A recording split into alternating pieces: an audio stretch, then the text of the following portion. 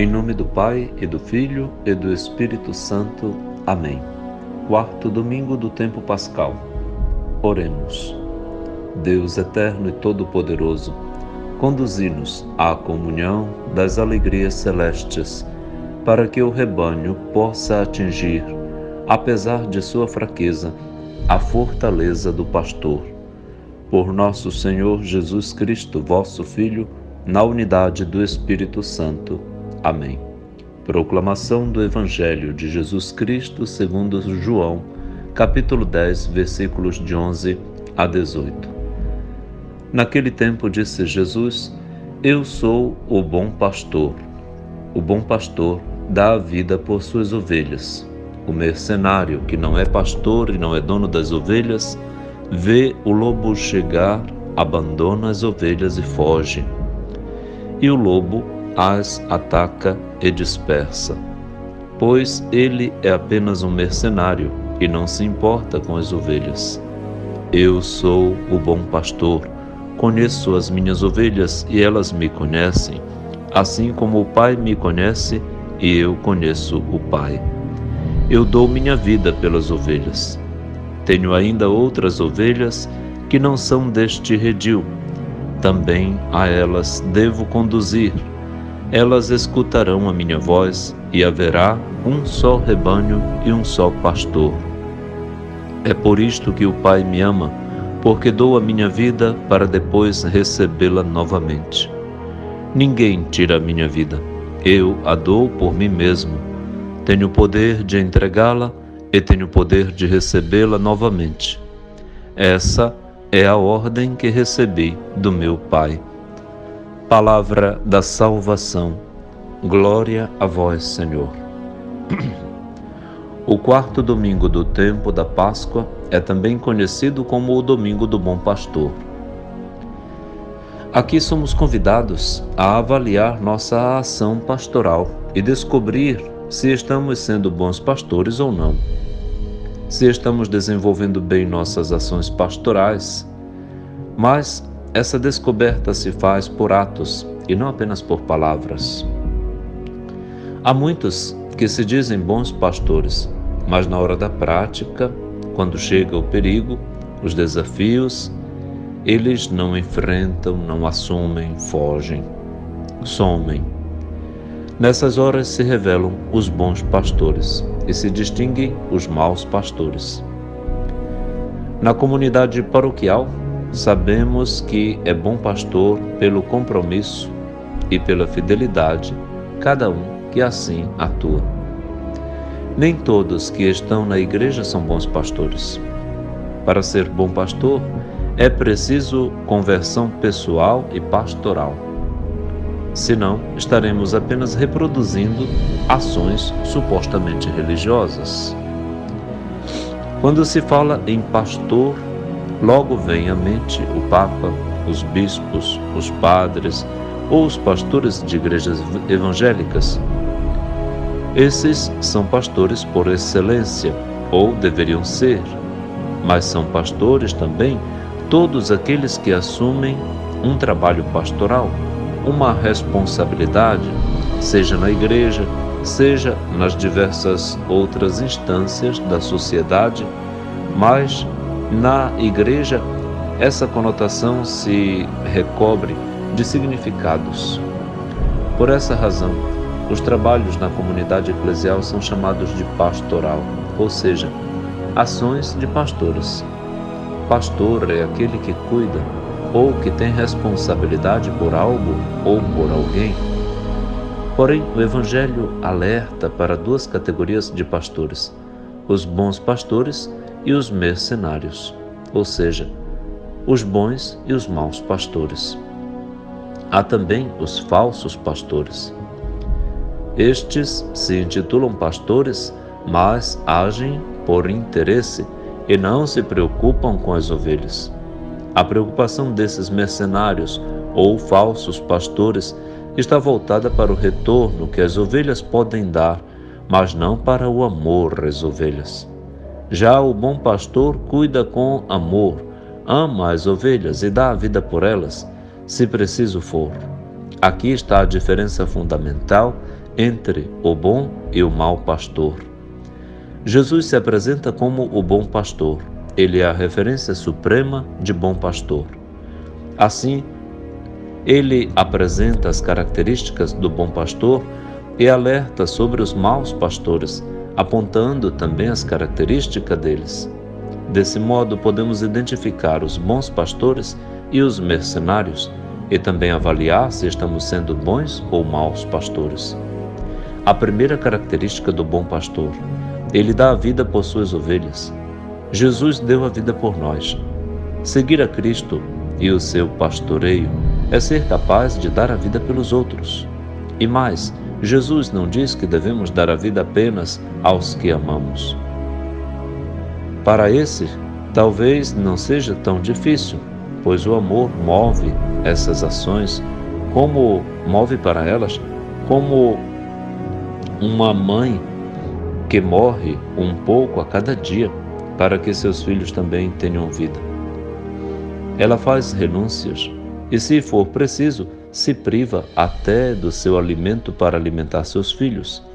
É o instinto materno, mas arriscar a vida por pessoas com que não temos laços de sangue, que pouco conhecemos, simplesmente porque sua vida corre risco ou porque ela está precisando, é um ato heróico e revelador do bom pastoreio. Desse modo, o bom pastor arrisca sua vida para defender as ovelhas quando vê o lobo chegar. Enfrenta o lobo, mesmo que este represente uma ameaça para a sua vida. É o que fazem os que defendem os injustiçados. Conhecemos pessoas que morreram em defesa da causa de outras pessoas, mesmo sem conhecê-las diretamente. Lembramos aqui, por exemplo, os mártires, os que tombaram em defesa da vida dos injustiçados, dos índios, dos poceiros, dos migrantes e outras categorias de marginalizados, mas também em outras categorias de vida, dos biomas, da natureza, do meio ambiente, do trabalho digno, da dignidade para as pessoas, para as minorias. Quem luta em defesa dos marginalizados é bom pastor, porque coloca a sua vida em risco para defender a causa e a vida dos que sofrem injustiças e não tem ninguém em sua defesa, senão aqueles bons pastores que Deus manda nas suas vidas. Essas categorias de pessoas são ovelhas vulneráveis aos lobos, e se elas não tiverem pastores para as defenderem, cairão nas garras dos lobos. Quando alguém assume uma pastoral de fronteira, por exemplo, está dando demonstrações concretas de que é um bom pastor. A segunda característica do bom pastor é o conhecimento de suas ovelhas. Há uma identificação entre o pastor e as ovelhas. Já que o texto faz uma comparação agrária do mundo animal para tratar dos que têm e dos que não têm compromisso com a vida, vale trazer um exemplo desse mesmo universo. Os animais domésticos conhecem quando as pessoas gostam ou não gostam deles. Um cachorro, por exemplo, tem essa sensibilidade muito aguçada. Ele conhece pelo olhar se o seu dono ou qualquer outra pessoa gosta ou tem medo dele. Eles conhecem quando alguém rejeita. Se entre os animais irracionais isso fica evidente, quanto mais entre os seres humanos. Porém, o humano usa de muitas simulações para disfarçar seus sentimentos e procedimentos. Quantos são os que se aproximam dos pobres e indefesos apenas para usá-los, para explorá-los ainda mais? Vejamos em época de eleições. Todos os candidatos se achegam às periferias, às áreas de risco, aos lugares onde os pobres vivem, mas eles não estão preocupados com os pobres. Eles estão interessados no seu voto, ou naquilo que aquela situação pode lhe trazer de benefício. Até a miséria do outro pode ser aproveitada em benefício próprio. Não é o amor aos pobres e a defesa deles que os move até eles, mas o interesse em tirar benefício para si e para os seus. Esses são maus pastores, mas eles só serão reconhecidos depois que forem eleitos.